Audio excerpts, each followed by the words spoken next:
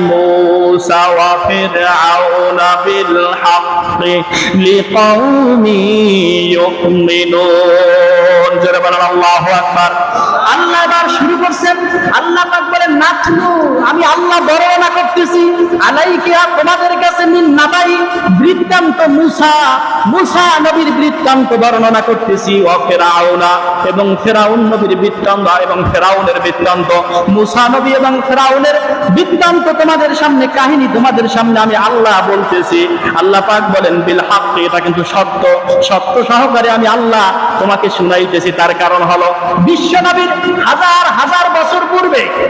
আল্লাহ পাক মুসা পয়গম্বরকে জমিনের বুকে পাঠাইছেন ওই মুসার প্রতিদ্বন্দ্বী ছিল ফেরাউন ওই ফেরাউন মুসার জামানায় ছিল এই ঘটনাটা হাজার হাজার বছর পর বিকৃত নাই কেন আমি আল্লাহ একেবারে সুশৃঙ্খল ভাবে সঠিকভাবে জানাই দিতেছি জোরে বলেন সুবহানাল্লাহ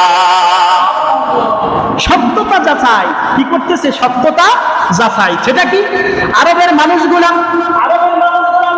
মুহাম্মদকে যখন অস্বীকার করলো মুহাম্মদকে যখন সত্যবাদী হিসেবে উপনীত করার পরেও তারপরে যখন দ্বীনের দাওয়াত দেওয়ার পরে বলল মিথ্যাবাদী তখন আল্লাহ বলেন হাজার হাজার বছর আগের একটা ঘটনা আমি শুনাইয়ে দিতেছি সত্য সহকারে এই ঘটনা কোনো মানুষ জানতো না যদি আমি ওহীর মাধ্যমে না জানাইতাম জোরে বলেন সুবহানাল্লাহ আইরে মুসা আইরে ফেরাউন কি করছে আল্লাহ কোরআন বলতেছে দেখেন কি বলতেছে আল্লাহ পাক বলতেছেন ওই ঘটনা আমি তোমাদেরকে শুনাই ইন্না ফিরআউনা আলা ফিল আরদি ওয়া জাআলা আহলাহা শিয়াআন ইয়াস্তাদঈফু তাইফাতাম মিনহুম ইউযাব্বিহু আবনাআহুম ওয়া ইয়াস্তাহয়ি নিসাআহুম ইন্নাহু কানা মিনাল মুফসিদিন আল্লাহু আকবার আল্লাহ রাব্বুল আলামিন ঘটনা বর্ণনা করতেছে আল্লাহ পাক ডাক দিয়ে বললেন ও দুনিয়ার মানুষ শোনো ইন্না ফিরআউন নিশ্চয়ই ফিরআউন আলা মানে এমন প্রভাব প্রতিপত্তি দেখাইছিল জমিনের বুকে এত স্বৈরাচারী হয়েছিল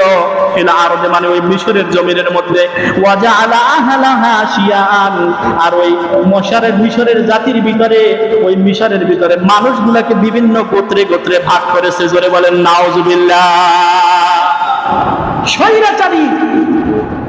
বাদশার একটা প্রথম নাম্বার গুণ তারা মানুষকে দলে দলে বিভক্ত করে দেবে ঐক্যবদ্ধ হইলে তো পরে তাহলে আমি যে জালেম এই জালেমের